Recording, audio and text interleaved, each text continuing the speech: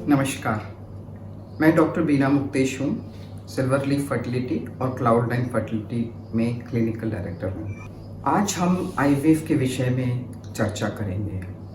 सबसे पहले आईवीएफ का मतलब क्या होता है? आईवीएफ एक अंग्रेजी शब्द है। इसका मतलब होता है in vitro fertilisation. In vitro मतलब शरीर के बाहर।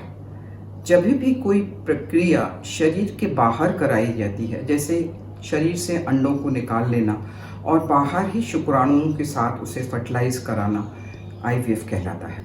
अब यह देखते हैं कि इनसे हमें क्या क्या लाभ होते हैं, ये कैसे किया जाता है, कब कब इनकी ज़रूरत होती है, इनकी विशेषताएं क्या है और इसे हमें किस प्रिकॉशंस के साथ करवाना चाहिए।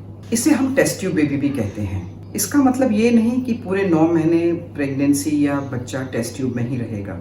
3 दिन लेबोरेटरी में प्रक्रिया के बाद इसे वापस स्त्री के गर्भाशय में डाल दिया जाता है और 9 महीने यह नॉर्मल प्रेगनेंसी की तरह स्त्री को मेरे के शरीर में रहता है और डिलीवरी भी नॉर्मल हो सकती है या अगर ज़रूरत हुई तो सिजेरियन भी करना पड़ सकता है।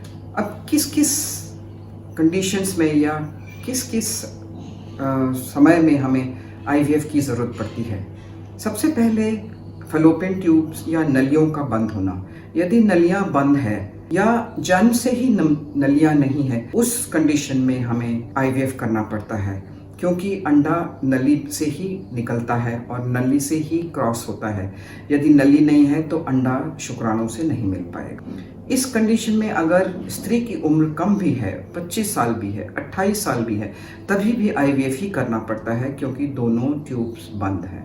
और कंडीशन जिसमें कभी कभी पुरुष के शुक्राणु इतने कम मात्रा में पाए जाते हैं या उनकी आगे बढ़ने की क्षमता इतनी कम होती है, कमज़ोर शुक्राणु होते हैं कि वह अपने आप जाकर अंडे में फर्टिलाइज नहीं करा सकते, अंडों को फर्टिलाइज नहीं कर सकते। इस कंडीशन में भी हमें आईवीएफ करना पड़ता है। हमें आईवीएफ के लिए एक अच्छा स्पर्म चाहिए।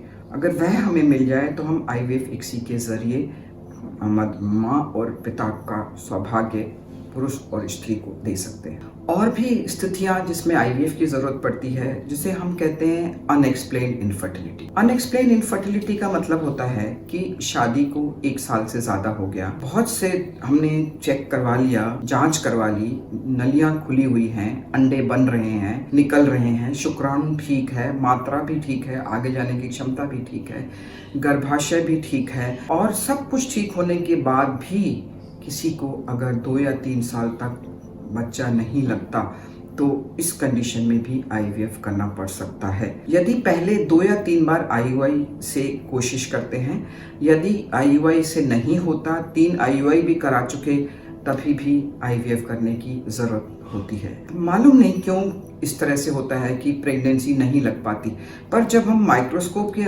नीचे देख करके अंडों को और स्पर्म्स को या शुक्राणुओं को फर्टिलाइज कराते हैं तो हमें पता लगता है कि एम्ब्रियोज बने या नहीं बने, और हम उन एम्ब्रियोज को स्त्री के शरीर में डाल देते हैं। कभी कभी एक कंडीशन होती है जिसे हम कहते हैं एंडोमेट्रियोसिस।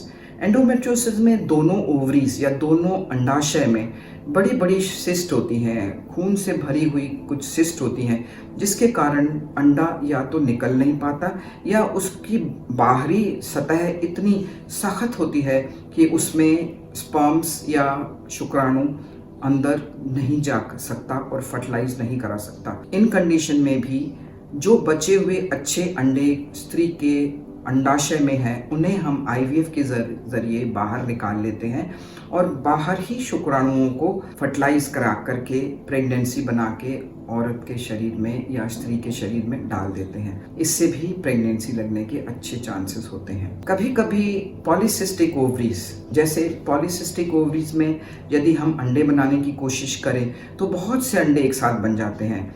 हमें बहुत सी प्रेगनेंसीज तो नहीं चाहिए और उसमें हाइपर स्टिमुलेशन का भी डर रहता है। ऐसी कंडीशन में हम आईवीएफ करते हैं, सारे अंडों को बाहर निकाल के फर्टिलाइज करा के उनमें से केवल 2 अच्छे एम्ब्रियोज को हम शरीर में डाल देते हैं, जिससे सिंगल या ट्विंस होने के चांसेस होते हैं। कभी दोनों ट्यूब्स खुली तो होती हैं, लेकिन वो चिपकी होती हैं, ऐसी जगह पे चिपकी होती हैं जिससे वो अंडे को पकड़ के अपनी जगह पे नहीं ला सकती।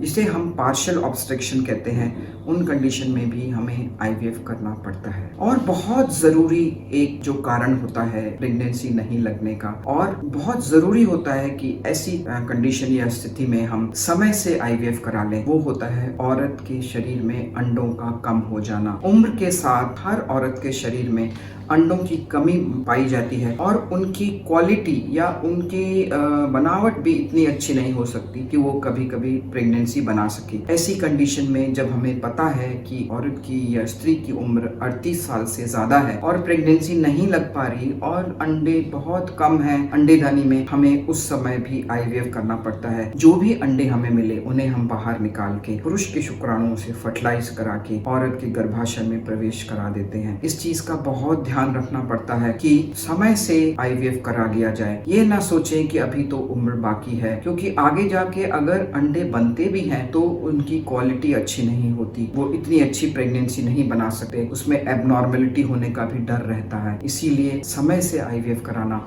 बहुत ज़रूरी होता है। आईवीएफ एक बहुत ही सरल प्रक्रिया है, इसमें डरने की कोई भी ज़रूरत नहीं, या इसे आप एबनॉर्मल मत समझिए। ये मत समझिए कि ये तो आर्टिफिशियल है, ये तो नेचुरल तरीका नहीं है, क्योंकि अंडे आपके अपने हैं। पुरुष के ही शुक्राणु लिए जाते हैं, केवल उसे कृत्रिम तरीके से मिला के फर्टिलाइज करा के जो प्रेगनेंसी बनती है वो भी बिल्कुल नॉर्मल होती है, आपके यूट्रस में रख दिया जाता है और अपने आप प्रेगनेंसी बढ़ती है। तो इसमें बहुत ज्यादा आर्टिफिशियल समझने की जरूरत नहीं है। इसको समय से कराना बहुत जरूरी है। समय से नहीं कराया गया तो आईवीएफ के भी रिजल्ट्स इतने अच्छे नहीं आते। इसे बहुत सिंपल तरीके से किया जाता है। औरत के शरीर में दूसरे दिन माहवारी के या मासिक के दूसरे दिन से डेली या रोज एक इंजेक्शन लगाते हैं, 9 या 10 दिन। बहुत पतला इंजेक्शन होता है, स्किन के नीचे ही लग जाता है, चमड़ी के नीचे। 10 दिन में हम 2 या 3 दफा अल्ट्रासाउंड से यह देखते हैं कि अंडे ठीक से बन रहे हैं कि नहीं बन रहे। हम चाहते हैं कि 1 या 2 से ज्यादा अंडे बने। नॉर्मल तरीके में 15 से 20 अंडे बनाने की कोशिश करते हैं। जब ये अंडे 10 दिन में बन के तैयार हो जाते हैं और हम अंडेदानी में देख लेते हैं अल्ट्रासाउंड के माध्यम से, तो हम उनको थोड़ा सा एनेस्थीसिया देके 10 मिनट एनेस्थीसिया देके शरीर से बाहर निकाल लेते हैं। अब लेबोरेटरी का काम शुरू हो जाता है। पुरुष के शुक्राणु लिए जाते हैं, उससे साफ किए जाते हैं और लेबोरेटरी में ही इनका फर्टिलाइजेशन कराया जाता है। बहुत ही इंस्ट्रूमेंट जो होते हैं या जो औजार होते हैं बहुत ही सोफिस्टिकेटेड होते हैं। इसमें उनको हम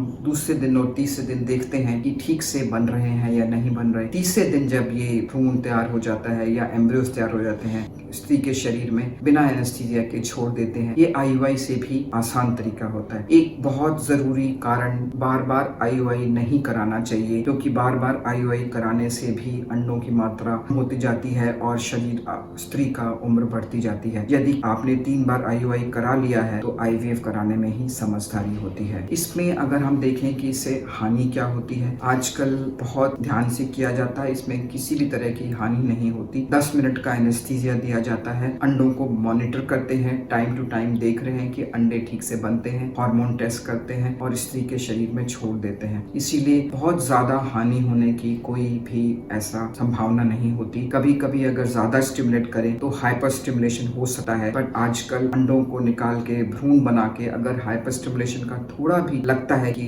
होने के चांस हैं, तो उनको सब अंडों को या हम जो एम्ब्रियोस बनाते हैं उनको फ्रीज कर लेते हैं और अगली साइकिल में जब हार्मोन्स बैलेंस हो जाते हैं उस समय हम उनको डाल देते हैं। इसीलिए मेरी सलाह से आपको आईवीएफ से डरना बिल्कुल नहीं चाहिए। आईवीएफ समय से कराना चाहिए। आईवीएफ में आपको अगली प्रेगनेंसी के लिए भी हो सकता है आपको एम्ब्रियोस मिल जाए, तो अगर दूसरा बच्चा भी आपको चाहिए तो आपको दोबारा आईवीएफ नहीं कराना पड़ता। पर ये सब तब होता है जब आप समय से अपना आईवीएफ करवा लेते हैं। तो इसी उम्मीद के साथ कि आप अपने आईवीएफ का निर्णय ठीक समय पर लेंगे और इससे जितना लाभ हो सकेगा आप प्राप्त करेंगे। मेरी शुभकामनाएं आपके साथ है। धन्यवाद।